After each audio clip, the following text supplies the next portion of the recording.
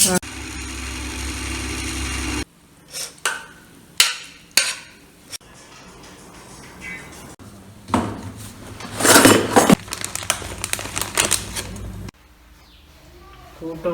this is Akshitha. So pre-planning வந்து first day நான் வந்து தேவையான வெங்காயம் பூண்டு எல்லாத்தையும் நான் வந்து கவுண்டர் டாப் கிட்டே எடுத்து வைக்கிறேன்.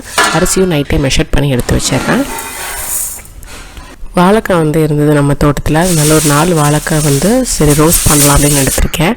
மேரினேட் பண்ணுறதுக்கு 2 டேபிள் ஸ்பூன் கொத்தமல்லி தூள், 1 டேபிள் ஸ்பூன் வரமிளகாத்தூள், தேவையான அளவு உப்பு, 1 டீஸ்பூன் மஞ்சத்தூள், அரை கைப்பிடி அளவுக்கு கருவேப்பிலை, 5-6 பூண்டு பல், ஒரு சின்ன துண்டு இஞ்சி சேர்த்தி ஒரு சின்ன லெமன் சைஸ் அளவுக்கு புளியை ஊற வச்சு கொஞ்சமாக ஒரு சின்ன துண்டு வெல்லம் இல்லைன்னா நாட்டு சக்கரை, இது கூட கொஞ்சமாக தேங்காய் எண்ணெய் ஊற்றி நல்லா மிக்சியில் அரைச்சி எடுத்துக்கோங்க. இது வந்து 2 வாழைக்காய்க்கு கரெக்டாக இருக்கும். நான் இதை டபுள் மடங்கு ரெடி பண்ணி வச்சுருக்கேன். 4 வாழைக்காய் இருக்குது நம்மக்கிட்ட. ஸோ ஃபஸ்ட்டு வாழைக்காயை தோல் சீவி உங்களுக்கு தேவையான ஷேப்பில் கட் பண்ணிக்கோங்க. சில சமயம் நான் ஓவலாக கட் பண்ணுவேன், சம்டைம்ஸ் நான் வந்து ஸ்கொயராக கட் பண்ணுவேன்.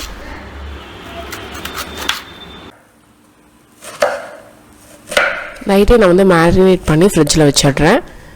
நீங்கள் அப்போவே போடுற மாதிரி இருந்தால் ஒரு அரை மணி நேரம் வரைக்கும் ஊற வச்சிங்கன்னா நல்லாயிருக்கும். ஸோ இப்போ பார்க்கும்போது உங்களுக்கு உப்பும் காரம் ஒரு துளி அதிகமாக தெரியணும். அப்போ பொரிச்சு எடுக்கும்போது கரெக்டாக இருக்கும். நான் ஷாலோ ஃப்ரை பண்ண போகிறேன். கீரை கடைகளுக்கு பாசிப்பருப்பு ஒரு 1/4 கப்பை விட கம்மியாக எடுத்து நான் வந்து மெஷர் பண்ணி அதையும் வந்து போட்டு வச்சிடுறேன்.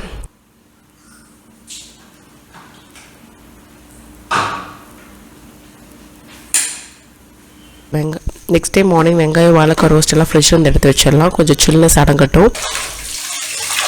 நம்ம ரெடியாக எடுத்து வச்சிருந்த அரிசி பருப்பு எல்லாத்தையும் கழிஞ்சிட்டு தண்ணி ஊற்றி கொஞ்சமாக ஊற வச்சிடலாம்.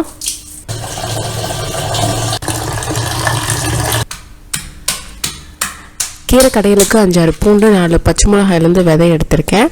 ஒரு பெரிய சைஸ் தக்காளி, 10-15 சின்ன வெங்காயம் எடுத்துக்கோங்க. எனக்கு பெருசாக கடைய வராது, அதனால் நான் வந்து வெங்காயம் தக்காளி பூண்டு எல்லாம் மிக்சியில் 1-2 அரைச்சிட்டு பாசிப்பருப்பு கூட நல்லா 1.5 டம்ளர் அளவு தண்ணி ஊற்றி நான் வந்து வேக வச்சிடுறேன். நீங்கள் முழுசாக கூட இது எல்லாத்தையும் சேர்த்து நீங்கள் வந்து வேக வச்சுக்கலாம். இதில் கொஞ்சமாக நான் எடுத்து வச்சுருக்கேன், தாளிக்கிறதுக்கு யூஸ் பண்ணிக்கலாம். அடுத்தது அரிசி ஊறிச்சு, சாப்பாடு வச்சாச்சு. இப்போ வந்து நான் மால்ட்டு காய்ச்சிடுறேன். நீங்கள் பச்சை மிளகாயில் விதை எடுக்கலைன்னா நீங்கள் 2 மட்டும் போட்டுக்கோங்க. பருப்பு வந்து நம்ம கீரையை போட்டுக்கலாம். ஒரு கட்ட அளவுக்கு நான் வந்து அரைக்கீரை தொய்யக்கீரை எல்லாத்தையும் வந்து கலந்து எடுத்துருக்கோம். ஸோ நீங்கள் முளைக்கீரை சிறுகீரை எது இருந்தாலும் போட்டுக்கலாம். நைட்டே வாஷ் பண்ணி கீரையெல்லாம் ரெடி பண்ணி எடுத்து வச்சுருங்க. ஃபஸ்ட்டு பாத்திரத்தில் பருப்போடு நம்ம கீரையை போட்டுட்டு மூடி வச்சுருங்க. கொஞ்சம் நேரத்தில் அதுவே சுருங்கிடும். அப்புறமா நம்ம கலந்து விட்டுக்கலாம். கீரை தாளிக்கிறதுக்கு கொஞ்சமாக நல்லெண்ணெய் விட்டு கடுகு, உளுத்தம் பருப்பு, சீரகம் போட்டுக்கோங்க. 2 வரமிளகா, கொஞ்சமாக மஞ்சத்தூள், பெருங்காயத்தூள் கொஞ்சம், எல்லாத்தையும் போட்டு நம்ம அரைச்சி வச்ச வெங்காயம் தக்காளி பேஸ்ட்டும் போட்டுடலாம். நீங்கள் அது முழுசாக அப்போ போட்டிருந்தீங்கன்னா இப்போ சின்ன வெங்காயம் ஒரு 5-6 மட்டும் பொடிப்பொடியாக நறுக்கி போட்டுக்கோங்க. ஸோ அதையும் இது கூட போட்டு தேவையான அளவு உப்பு போட்டு நம்ம கடைஞ்சிக்கலாம். ஹேண்ட் பிளெண்டர் இருந்தால் இன்னுமே ஒர்க் ஈஸி தான். நல்ல க்ரீனிஷாக இருக்கும். ஸோ நீங்கள் வந்து கீரையை வந்து ஒரு 5 to 10 மினிட்ஸ்க்குள்ளே வந்து பார்த்து ஆஃப் பண்ணிடணும் கரெக்டாக. அடுத்தது வாழைக்காயை பொரிச்சிடலாம். நான் 2 கல் வச்சு பொரிக்கிறேன். நீங்கள் கடலெண்ணெய் இல்லை கோகனட் ஆயில் யூஸ் பண்ணிக்கோங்க பொரிக்க. ஒரு 2 மினிட்ஸ் நீங்கள் மீடியம் ஃப்ளேமில் எல்லாம் மெதுவாக வச்சு நீங்கள் ரோஸ்ட் பண்ணி எடுக்கணும். மூடி போட்டு குக் பண்ணிங்கன்னா சீக்கிரமாக ஒர்க் முடிஞ்சிடும். ஏன்னா மேல் பக்கம் வந்து ஆவிலேயே சீக்கிரம் வந்து குக் ஆகிடும்.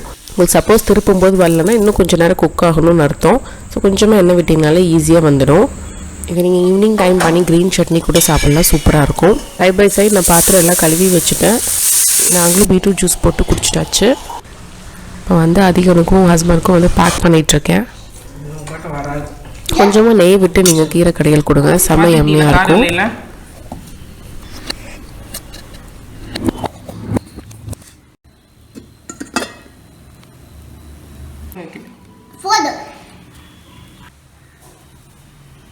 ஸோ இந்த வீக் பார்த்தீங்கன்னா நான் ஆன்லைனில் சில ப்ராடக்ட்ஸ் வாங்கியிருந்தேன். ஃபஸ்ட்டு வந்து ஸ்காட்ச் பிரைட்டோட வைப்பர். இது வந்து உங்களுக்கு சிங்கில் வந்து 4 கார்னரில் இருக்கிறத தள்ளி தள்ளி விடுறதுக்கு சிரமமாக இருக்குன்னா இது யூஸ் பண்ணலாம். உங்களுக்கு ஈஸியாக வந்து தண்ணி கம்மியாக செலவாகும், எல்லாத்தையும் வந்து வைப் பண்ணி கொடுத்துரும். யூஸ்வலாக துணியை வச்சு நம்ம துடைக்கிறதுக்கு பதிலாக அதை வச்சு எடுக்கும்போது உங்களுக்கு செமையாக வந்து நீட் ஃபினிஷாக இருக்கும். இதோட ப்ரைஸ் வந்து 120 rupees. அடுத்தது சிக்னோரா வேர் பிராண்டில் நான் வந்து ஸ்டோரேஜ் கண்டெய்னர்ஸ் வாங்கியிருக்கேன். இது வந்து 4 பீசஸ் வருது. இதோட ப்ரைஸ் வந்து 420 rupees. உங்களுக்கு ஏதாவது கடையில் வாங்கிட்டு வந்த ஸ்நாக்ஸை வந்து அதே கவரில் வச்சுருக்காம டக்குன்னு ஸ்டோர் பண்ணுறதுக்கு, ஃப்ரிட்ஜில் ஏதாவது நீங்கள் காய் வெட்டி போட்டிங்கன்னா போட்டு வைக்கிறதுக்கு, அதுக்காக நான் வாங்கினேன். இது 100% வந்து லீக் ப்ரூஃப்னு சொல்ல முடியாது. யூஸ் கொஞ்சம் லூஸ் ஆகுது. ஸோ ஸ்டோர் நீங்கள் வந்து கேரி பண்ணிட்டு போகிறதுக்கு இது செட் ஆகாது. இவர் வந்து புதிரை குழு அப்படின்னு ஒரு ஸ்வீட் வந்து வாங்கியிருந்தார். ஸோ அதை நான் வந்து இந்த கண்டெய்னர்லேருந்து ஸ்டோர் பண்ணி வச்சுருக்கேன். அடுத்து வந்து முன்னாடி நாள் வந்து ஹாட் பாக்ஸ் வாங்கிட்டு வந்திருந்தோம். அது கொஞ்சம் வந்து ரொம்ப லெக் வந்து டைட்டாக இருக்குன்னு சொல்லிட்டு அதை எக்ஸ்சேஞ்ச் பண்ணுறதுக்காக போகிறோம். அத்தைக்கு அப்படியே டென்டல் செக்கப் இருந்தது, அதையும் முடிக்கிறதுக்காக. ஸோ இதை எக்ஸ்சேஞ்ச் பண்ணிவிட்டு சில நியூ ப்ராடக்ட்ஸும் நாங்கள் வாங்கிட்டு வந்தோம். ஸோ போகிறதுக்கு முன்னாடி துணியெல்லாம் துவைச்சி காய போட்டுட்டு வீட்டை தொடச்சி விட்டுட்டு கிளம்பியாச்சு.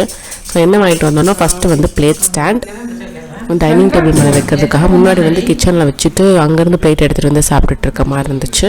ஸோ இப்போ வந்து இங்கேயே நாங்கள் ஆர்கனைஸ் பண்ணிட்டோம். இதோட ப்ரைஸ் வந்து 650 வந்துச்சு. லோக்கல் ஷாப்பில் தான் வாங்கினேன். அவங்க வந்து வெயிட் கணக்கில் போட்டு தராங்க. ஃபஸ்ட்டு 2-3 இடத்துல வச்சு பார்த்துட்டு அப்புறம் எது கன்வீனியண்ட்டாக இருக்குன்னு பார்த்து யூஸ் பண்ணோம். அடுத்தது வந்து முறுக்கு புளியறது வந்து ப்ரெஸ் டைப்பில் வாங்கிட்டு வந்திருந்தேன். இதை நான் யூஸ் பண்ணும்போது அப்கமிங் வ்ளாக்ஸில் போடுறேன். அதே மாதிரி கீழே சிலிண்டர் வந்து இந்த மாதிரி அடியில் வந்து ஒரு சாக்கு பை போட்டு வச்சுருந்தோம். ஸோ அதுக்கு பதிலாக நாங்கள் ஸ்டெயின்லெஸ் ஸ்டீலில் ஒரு ட்ராலி வாங்கிட்டு வந்தோம். நான் டிமார்ட்லேயே பார்த்தப்ப நான் சொல்லியிருந்தேன் இதோட ப்ரைஸ் வந்து 220 வருது. ஸோ இப்போ வந்து பாருங்கள் எவ்வளோ குப்பை இருந்துச்சு அந்த சாக்கு பை கடியில். இப்போ இது எல்லாத்தையும் க்ளீன் பண்ணிக்கலாம் ஈஸியாக. அதே மாதிரி ஸ்டோர் ரூம்லேயும் வந்து ஸ்டோர் பண்ணி வச்சுருக்க எக்ஸ்ட்ரா சிலிண்டர் கடியிலையும் ஒன்று ஃபிக்ஸ் பண்ணியாச்சு. அடுத்தது கேரட் அல்வா தான் நான் ரெடி பண்ணிகிட்ருக்கேன். இது ரொம்ப குயிக்காக ஈஸியாக பண்ணிடலாம். சீக்கிரமாக நான் வந்து ஷேர் பண்ணுறேன். ஏதாவது நீங்கள் விருந்து கொடுக்குறீங்க அப்படின்னா நீங்கள் முன்னாடி நாளே பண்ணி வச்சிடலாம். செம்ம எம்மியாக க்ரீமியாக இருக்கும். ஸோ அத்தையோட தம்பி வந்திருந்தாங்க. ஸோ அவங்க பஃப்பும் வாங்கிட்டு வந்திருந்தாங்க. எப்போயாவது இது சாப்பிட்லாம், ஓகே தான். ஸோ வந்து ஆளுக்கு பாதி அப்படி தான் சாப்பிடுவோம். ஸோ அதை மட்டும் நான் ரீஹீட் பண்ணிக்கிறேன். ஒரு 2 minutes வெது நான் ஒன்று எடுத்து சாப்பிட்டா நல்லா கிறிஸ்பியாக இருக்கும். இதே மாதிரி இன்னொரு லஞ்ச் பாக்ஸ் ப்ரிப்பரேஷன் வீடியோவில் பார்க்கலாம். See you, bye bye.